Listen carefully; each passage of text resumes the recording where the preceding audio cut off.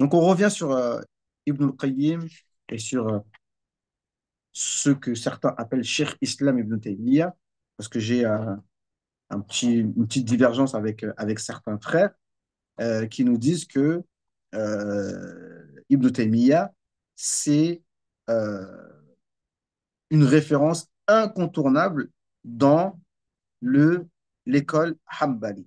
Alors moi, je suis pas versé sur la question, j'ai pas étudié le madhab Hanbali assez pour pouvoir me prononcer, mais tout ce qu'il y a à dire sur ça, le fait de dire Cheikh Islam Ibn Taymiyyah, sous prétexte que certains Ash'ari, certains soufis l'appellent Cheikh l'Islam, oui, c'est vrai. Euh, et de dire que c'est une référence et qu'il était ceci, cela, qu'il avait un très grand niveau.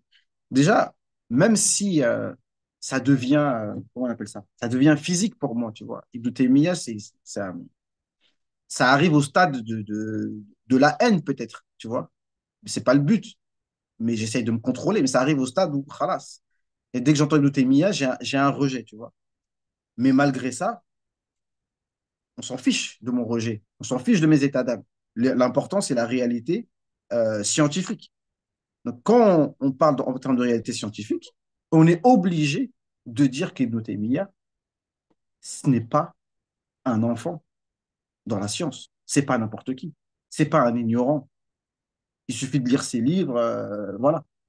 Maintenant, ce qu'il faut savoir, c'est qu'Ibn Taymiyyah, comme Ibn al-Qayyim, au début de leur parcours, de leur cheminement, depuis qu'ils sont petits jusqu'à ce qu'ils sont arrivés à un certain âge, je dirais quand son père est mort, donc quand il est arrivé vers l'âge de 40 ans, il y a un avant, il y a un après. À ma connaissance, avant que son père meure ou son grand-père, il n'y avait aucun problème avec Ibn Taymiyyah. Déjà, c'était un grand adorateur, donc tout le monde l'aime, à juste titre. Il était très fort dans le fiqh, il était effectivement presque incontournable, il était ce que j'appelle un enfant légitime des Hanbali. Et c'était même un soufi de base, parce qu'il y avait des soufis tout autour de lui, etc. Euh, la Aqidah, il n'y avait pas de problème, jusqu'à un certain moment où il s'est déconnecté. Il a eu des avis dans le dogme qui sont complètement sortis du cadre. Il a eu des avis dans le fiqh qui sont complètement sortis du cadre.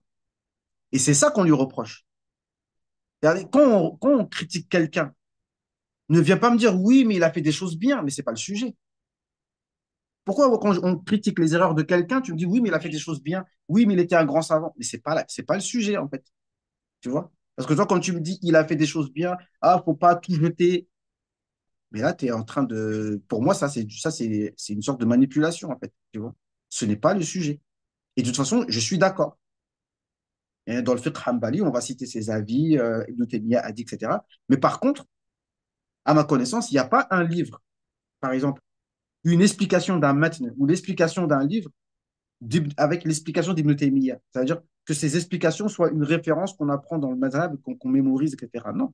Ce sont des avis, tu vois, c'est un mujtahid de l'école qui, de temps en temps, on va prendre ses avis, ou alors des fois, il a formulé un sujet de manière, parce que oui, quand il écrit, ça t'ensorcelle presque, tu vois.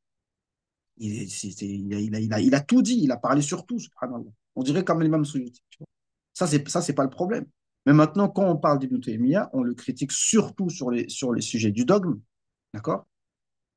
Dans le fiqh, on dit, voilà,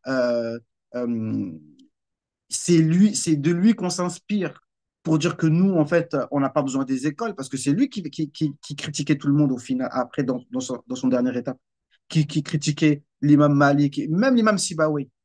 Dans tout, ça veut dire même dans la langue arabe, en fait, il va venir te dire, oui, mais l'imam Sibawi, c'est bon, quoi. Et il a aussi des erreurs, il s'est trompé sur ça, ça, ça, ça, ça. Abu Hayyan, quand il a entendu ça, au départ, il le respectait, Ibn Taymiyyah, il l'aimait bien. Mais quand Abu Hayyan, qui est un spécialiste dans la langue arabe, il entend que tu es en train de critiquer l'imam de la langue arabe, c'est bon, hein, ouais, je peux entendre parler de lui. Et c'est pareil dans tout. Ibn Taymiyyah, ce que je vous dis là, ce qu'il a fait avec l'imam Sibawayh, il l'a fait dans tout, dans le soufisme, dans le fiqh, dans l'aqidah, dans tout. C'est-à-dire qu'il la yaslam minhu ahad. Personne n'est à l'abri de ses critiques et de ses contradictions. Ouais, je suis pas d'accord avec ça, je suis pas d'accord avec ça, je suis pas d'accord avec ça, je suis pas d'accord avec ça.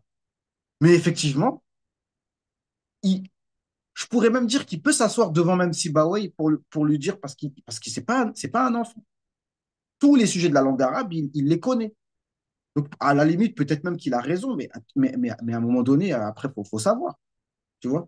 Si c'est le Mujtahid Mutlaq, donc finalement, oui, alors donc c'est le Cheikh et l'Islam. Certains te disent qu'il connaît même plus que les quatre imams, comme certains nous disent. Vous allez me dire, ouais, c'est des fanatiques, mais ils le disent. Il y en a qui te disent, l'imam Taymiyyah, et il est a'lam min al-a'immat al-arba'a. Ben, vas-y, why not, tu vois. Donc, à un moment donné, nous, on ne parle pas de ça. Son niveau de science, on ne revient pas là-dessus, d'accord. Mais maintenant, le problème, c'est que le wahhabisme qui nous fatigue jusqu'aujourd'hui, c'est inspiré d'Ibn Taymiyyah. C'est lui qui a appris aux gens à dire oui, tu prends directement du Coran et de la Sunna et tu n'as pas besoin des imams. C'est Ibn Taymiyyah qui le dit. Ça, c'est qui nous dit ça? C'est un Cheikh Hanbali, pas Abdul Wahid, un autre Cheikh, je ne sais plus, il est connu, un Cheikh Hanbali avec Azhari, il n'y en a pas 36. Non, non, non, non, c'est Abdul Wahid Hanbali qui dit que, et c'est connu, Ibn Taymiyyah, on lui dit d'où t'as pris, d'où t'as pris tes avis, d'où t'as pris ta aqida. Il dit, moi, je la prends, moi, ma aqida, elle vient pas de l'imam Ahmed. Moi, la nakhuz al-aqida, la min al-imam Ahmed, ou la min man huwa ajal min al-imam Ahmed. On ne prend pas ni d'imam Ahmed, et même de quelqu'un qui est meilleur que l'imam Ahmed, on ne prend pas la aqida de lui. Mais attends, que tu vas où avec ce genre de paroles? Quand tu nous dis, je ne prends pas la aqida de l'imam Ahmed, mais t'es Hanbali ou pas? Comment ça, tu me dis, je ne prends pas de l'imam Ahmed? Mais c'est de là que ça part, tous les problèmes qu'on a jusqu'aujourd'hui. Les gens qui nous disaient, faut pas suivre les écoles. Mais le problème avec le taymisme, c'est que wallah, j'en discutais avec des frères, c'est trop compliqué parce que en fait, une sorte de sorcellerie qui fait qu'au final, elle retombera toujours sur ses pattes. Au départ, tu vas trouver des paroles qui disent faut pas suivre les écoles, mais à la fin, tu vas dire, ouais, mais non, mais moi, j'ai jamais dit ça. Non, il faut suivre les écoles. Moi, je suis Hanbali, moi, je suis ceci, moi, je suis cela. Bah, en fait, tu veux nous rendre fous, en fait. Et c'est ça, Ibn Taymiyyah, il te rend fou. Parce que tu vas trouver chez lui des paroles orthodoxes et tu vas trouver le contraire. Donc, Ibn Taymiyyah, franchement, c'est pas. En fait, voilà, c'est trop compliqué. Mais le problème, c'est que s'il n'y avait pas ce problème que les gens sont tous derrière lui, et c'est une fitna, parce qu'aujourd'hui, et j'étais en France récemment, c'est une réalité. Quand tu es en France ou aux États-Unis, l'Angleterre, c'est différent, et que frontalement, tu critiques Ibn Taymiyyah, ton chemin dans la dawa, il est fermé. Et ça, tout le monde le sait. Des frères me l'ont dit, j'étais sur le terrain et te dis, si tu critiques Ibn Taymiyyah frontalement, t'as plus de, tout est fermé devant toi. Aucune mosquée t'acceptera, aucun institut, rien, rien, rien, rien, rien, rien. Donc là, on rentre dans un autre registre. Là, tu vois. Donc moi, c'est différent. Moi, je les vois même plus. Tu vois. Même les voir, moi, ça me dérange. Yani, ça va, ça va. Je veux même pas les voir. Là, je les croise à l'Azhar parce ils font les examens parce qu'ils sont obligés.